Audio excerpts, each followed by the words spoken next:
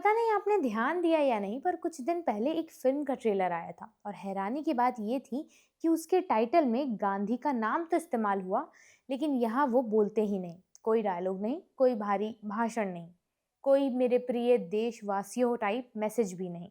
Film का नाम है गांधी टॉक्स और ये नाम अपने आप में थोड़ा सा सरकाज़म भी है, क्योंकि जिस इंसान के नाम पर लाइब्रेरी भर भाषण है, उस पर बनी फिल्म पूरी तरह साइलेंट है। सोशल मीडिया पर ट्रेलर आया, कुछ लोगों ने कहा इंटरेस्टिंग एक्सपेरिमेंट, कुछ ने स्किप कर दिया और ज़्यादातर युवाओं ने बस इतना नोटिस किया कि अच्छा, एक और गांधी वाली फिल्म। यही रिएक्शन असल मुद्दे की तरफ इशारा करता है। गांधी आज भी हमारे आसपास हैं, लेकिन हमारी नज़र में नहीं है। गांधी टॉक्स नाम की फिल्म का साइलेंट होना सिर्फ एक सिनेमैटिक चॉइस नहीं लगता, बल्कि ये सवाल भी उठाता है, क्या हमने गांधी को सुनना ही बंद कर दिया है? यहाँ पर लोगों की राय अलग अलग हो सकती है, और यहीं से ये कहानी सिर्फ एक फिल्म की नहीं रहती, बल्कि उस रिश्ते की बन जाती है जो भारतीय सिनेमा और महात्मा गांधी के बीच हमेशा थोड़ा दूरी वाला रहा है। क्यों रहा है और ये सेफ साइड क्यों मेंटेन किया गया, वही आज हम जानने वाले हैं। तो क्या पता आज आपको कुछ नया जानने को मिल जाए, इसीलिए वीडियो को आखिर तक जरूर देखिएगा। हाय, मेरा नाम है अनु और आप देख रहे हैं बजर बट्टू एंटरटेनमेंट पर मास्टर शो। महात्मा गांधी और सिनेमा का रिश्ता शुरू से ही अजीब सा रहा है। ये तथ्य अक्सर दोहराया जाता है कि गांधी ने अपने जीवन में केवल दो फिल्में देखी, एक Hollywood film Mission to Moscow और दूसरी 1944 में बनी भारतीय फिल्म राम राज्य। दिलचस्प बात यह है कि राम राज्य एक धार्मिक राजनीतिक आदर्श की कहानी थी, जो गांधी के नैतिक दृष्टिकोण के काफी करीब मानी जाती है। इसके बावजूद गांधी खुद से सिनेमा को ना तो सक्रिय रूप से अपनाते थे और ना ही उसका विरोध किया करते थे। शायद यही दूरी आगे चलकर भारतीय फिल्मकारों के लिए भी एक मानसिक बाधा बन गई। जब भी गांधी पर सिनेमा की बात होती है, सबसे पहले 1982 में बनी रिचर्ड एटनबरो की गांधी का जिक्र होता है। ये फिल्म ना केवल गांधी पर बनी सबसे पॉपुलर फिल्म है, बल्कि वर्ल्ड सिनेमा की हिस्ट्री में एक इम्पॉर्टेंट राजनीतिक बायोपिक भी मानी जाती है। 8 ऑस्कर जीतने वाली ये फिल्म टेक्निकलिटी, एक्टिंग और प्रेजेंटेशन हर लेवल पर एक्स्ट्रा ऑर्डिनरी थी। बेन किंग्सले का अभिनय आज भी बायोपिक अभिनय का मानक माना जाता है। ये भी एक जरूरी बात है कि बेन किंग्सले का असली नाम कृष्णा पंडित भांजी है और उनकी पारिवारिक जड़ें गुजरात से जुड़ी रही हैं, जिससे ये कास्टिंग और भी सिंबॉलिक हो जाती है। इसके बावजूद भारत में गांधी को वैसा बॉक्स ऑफिस रिस्पॉन्स नहीं मिला जैसा पश्चिमी देशों में मिला था। फिल्म देखी गई, सराही गई, लेकिन वो जन आंदोलन नहीं बन पाई। ये फैक्ट अपने आप में एक हिंट देता है कि भारतीय दर्शकों का गांधी से रिश्ता सम्मान का है, एक्साइटमेंट का नहीं। भारत में गांधी को देखने का अनुभव अक्सर स्कूल की किताबों, सरकारी समारोह और दूरदर्शन के स्पेशल शोज तक ही सीमित रह जाता है। 80 और 90 के दशक में दूरदर्शन पर गांधी फिल्म का बार बार प्रसारण हुआ, लेकिन धीरे धीरे वो फिल्म भी एक अनिवार्य सांस्कृतिक ड्यूटी में बदल गई, ना कि एक सिनेमाई अनुभव में। यहीं से एक बड़ा सवाल उभरता है, अगर गांधी पर बनी सबसे प्रभावशाली फिल्म एक ब्रिटिश निर्देशक ने बनाई, तो भारतीय फिल्मकार पीछे क्यों रहे? आजादी से पहले और बाद के दशकों में भारतीय सिनेमा को आकार देने वाले दिग्गज नाम दादा साहेब फाल्के, हिमांशु राय, वी शांताराम, बिमल रॉय, महबूब खान, राज कपूर, चेतन आनंद, सत्यजीत रे, ऋषिकेश मुखर्जी, इनमें से किसी ने भी गांधी पर डायरेक्टली फिल्म नहीं बनाई। ये एब्सेंस कोइंसिडेंट नहीं लगता। ऐसा जान पड़ता है कि गांधी भारतीय फिल्मकारों के लिए बहुत करीबी सब्जेक्ट थे। एक ऐसे व्यक्ति पर फिल्म बनाना जो लगभग हर भारतीय परिवार में नैतिक आदर्श के रूप में मौजूद हो, एक तरह का जोखिम बन जाता है। भारतीय सिनेमा ने गांधी को प्रत्यक्ष रूप से ना दिखाकर उनके विचारों को बैकग्राउंड में इस्तेमाल करना ज्यादा जरूरी समझा। 1920 की मूक फिल्म महात्मा विदुर में विदुर का चरित्र गांधी से प्रेरित था, लेकिन नाम या पहचान डायरेक्टली नहीं थी। स्वतंत्रता के बाद फिल्मों में भी गांधी अक्सर प्रतीक बनकर आते हैं, कभी दीवार पर लगी तस्वीर के रूप में, कभी आदर्श वाक्य के रूप में। बिमल रॉय की सुजाता में गांधी का आत्महत्या विरोधी दृष्टिकोण कहानी की दिशा बदल देता है, लेकिन गांधी खुद कोई कैरेक्टर नहीं बनते। 1990 के दशक में श्याम बेनेगल ने द मेकिंग ऑफ द महात्मा बनाई, जो गांधी के दक्षिण अफ्रीका के सालों पर फोकस थी। ये फिल्म इतिहास के लिहाज से काफी सटीक, संवेदनशील और गंभीर थी।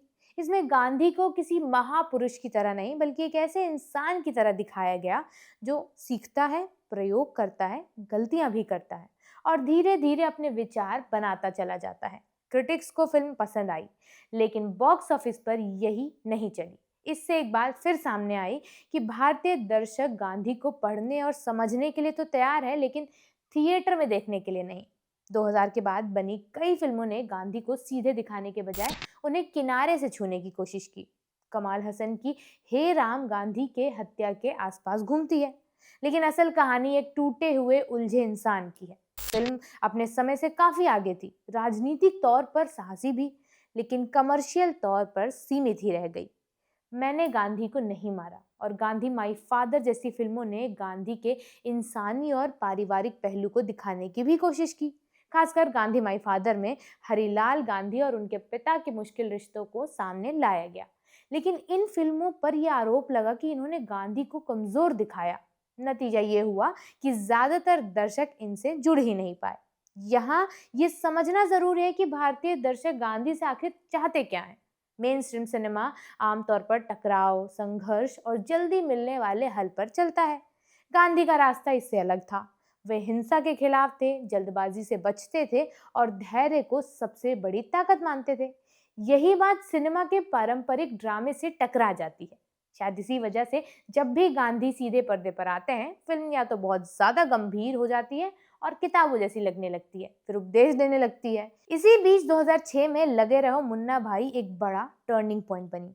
ये गांधी की बायोपिक नहीं थी, बल्कि उनके विचारों को आसान और मजेदार तरीके से पेश करने की कोशिश थी। गांधीगिरी शब्द वहीं से आया और कुछ समय के लिए ही सही, लेकिन गांधी फिर से आम बातचीत का हिस्सा बन गए। इस फिल्म की सफलता ने साफ दिखा दिया कि दिक्कत गांधी में नहीं, बल्कि उन्हें दिखाने के तरीके में थी। जब गांधी को एक सोच, एक समाधान और एक लाइफस्टाइल की तरह दिखाया गया, तब लोग उनसे जुड़ पाए। ये सवाल भी बार बार उठता है कि गांधी ज्यादा एक इंसान है या एक विचार। सिनेमा आमतौर पर किरदारों के जरिए विचार दिखाता है, लेकिन गांधी के मामले में उनका विचार इतना बड़ा है कि वो उनके किरदार पर हावी हो जाता है। शायद इसी कारण भारतीय सिनेमा ने गांधी जैसे सीधे किरदार बनाने के बजाय उनसे प्रेरित पात्र गढ़ना जरूरी समझा। स्वदेश का मोहन भार्गव कई मायनों में गांधीवादी सोच का आधुनिक रूप है, लेकिन फिल्म उसे गांधी नहीं कहती। अंतर्राष्ट्रीय स्तर पर भी गांधी पर किए गए प्रयोग हमेशा कामयाब नहीं रहे। 1962 में बनी 9 Hours to Rama में कहानी नाथूराम गोडसे के नजरिए से की गई थी। ये फिल्म भारत में रिलीज ही नहीं हुई और दुनिया भर में भी ज्यादा नहीं चली। इससे साफ होता है कि गांधी को केंद्र से हटकर देखने की कोशिश बहुत संवेदनशील और जोखिम भरी होती है। आज जब सिनेमा बदल रहा है, ओटीटी प्लेटफॉर्म्स नई तरह की कहानियों को जगह दे रहे हैं और दर्शक जटिल किरदारों के लिए ज्यादा खुले हैं, तब गांधी को एक नए तरीके से देखने का मौका बनता है। सवाल ये नहीं है कि गांधी पर फिल्म बन सकती है या नहीं बन सकती है, बल्कि ये है कि किस नजरिए से बनाई जाए कि लोग देखें। क्या उन्हें एक ऐतिहासिक आइकन की तरह दिखाया जाए या एक सवाल करने वाले, प्रयोग करने वाले इंसान की तरह? कहानी सीधी हो या टुकड़ों में बटी हुई हो, संघर्ष बाहर की दुनिया से हो या उनके अपने मन के अंदर का। ये भी हो सकता है कि आने वाले सिनेमा में गांधी को सीधे केंद्र में ना रखे, बल्कि संदर्भ के तौर पर इस्तेमाल करे, जैसे लगे रहो मुन्ना भाई ने किया था। आज की पीढ़ी के लिए गांधी शायद तब ज्यादा असरदार हो जब वे किसी समस्या का हल बने, ना कि लंबे भाषण देने वाले किरदार।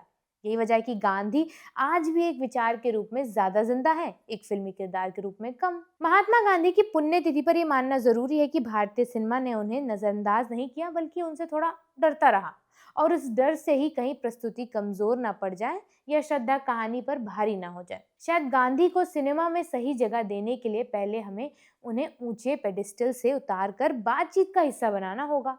जब तक गांधी एक विचार के रूप में रहेंगे, वो जरूरी बने रहेंगे, और जिस दिन सिनेमा उस विचार को कहानी में ढालने का साहस करेगा, शायद उसी दिन भारतीय सिनेमा को अपना सच्चा गांधी मिल जाएगा। तो ये था गांधी और सिनेमा का वो रिश्ता जो हमेशा थोड़ा दूरी वाला रहा। हम उन्हें जानते हैं, सम्मान करते हैं, लेकिन शायद समझने की कोशिश कम करते हैं। क्या भारतीय सिनेमा कभी गांधी को सच में अपना पाएगा? क्या हम उन्हें सिर्फ इतिहास के पन्नों में देखना बंद करके अपनी रोजमर्रा की जिंदगी में महसूस कर पाएंगे? क्या भविष्य की फिल्में उन्हें सिर्फ आइकन की तरह दिखाएंगी या सवाल करने वाले जिंदा इंसान की तरह? और आखिर में, क्या गांधी हमें आज भी बदल सकते हैं, या हम बस उनकी यादों के साथ सहज हो चुके हैं? जवाब आप कमेंट सेक्शन में दीजिएगा। और बजर बट्टू एंटरटेनमेंट को सब्सक्राइब करिएगा अगर आपने नहीं किया है तो।